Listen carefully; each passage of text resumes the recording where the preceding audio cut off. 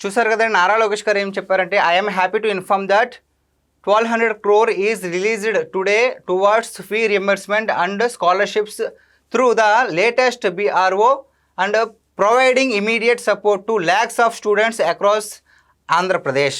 మొత్తం మీద నాకు చాలా ఆనందంగా ఉంది. ఈ విధంగా కేంద్రం అయితే 1200 కోట్లు ఫీజు రియంబర్స్మెంట్ అలాగే స్కాలర్షిప్ సంబంధించి 1200 కోట్ల రూపాయలు అయితే మొత్తానికి బకాయిలు విడుదల చేసింది.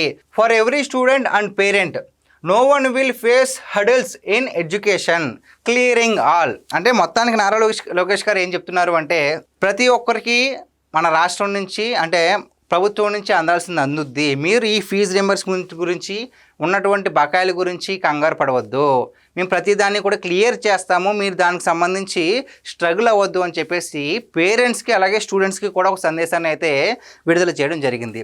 అంటే నాకు తెలిసి ఏ ఒక్క అంటే రాజకీయ నేత కూడా ఈ విధంగా ప్రజల గురించి ఆలోచించి నేను ఉన్నాను, మీరు కంగారు పడకండి, ఈ విధంగా డబ్బులు వచ్చాయి కేంద్రం నుంచి, కొంత కట్టాము, మిగిలిన కూడా మేము మీకు ఎటువంటి టెన్షన్ లేకుండా మేము చేస్తాము అని అంటే చాలా ప్రజల తరపున ఎంత చిత్తశుద్ధి లేకపోతే ఈ విధంగా ఆలోచిస్తారు చెప్పండి. అంటే వాళ్ళకు ఒక భరోసా. అంటే రాజు అనేవాడు అలాగే ఉండాలి. రాజు తన ప్రజల్ని తన కుటుంబం అనుకుంటున్నప్పుడే తన రాజ్యం అనేది సుభిక్షంగా ఉంటుంది. ఆ విధంగానే నారా లోకేష్ గారు కూడా తను నమ్మి ఓట్లేసిన ప్రతి ఒక్కరికి కూడా, కూటమి ప్రభుత్వాన్ని అధికారంలోకి తెచ్చిన ప్రతి ఒక్కరికి కూడా కుల మత ప్రాంత భేదాలు పార్టీ భేదాలు ఏమీ లేకుండా ప్రతి ఒక్కరికి కూడా ప్రభుత్వ ఫలాలు అందించాలని చెప్పేసి నారా లోకేష్ గారు కృషి చేస్తున్నారు. సో గైస్, ఇది ఈరోజు మన వీడియో. ఈ వీడియో పైన మీ విలువైన అభిప్రాయాన్ని కామెంట్ రూపంలో తెలియజేయండి. Thank you.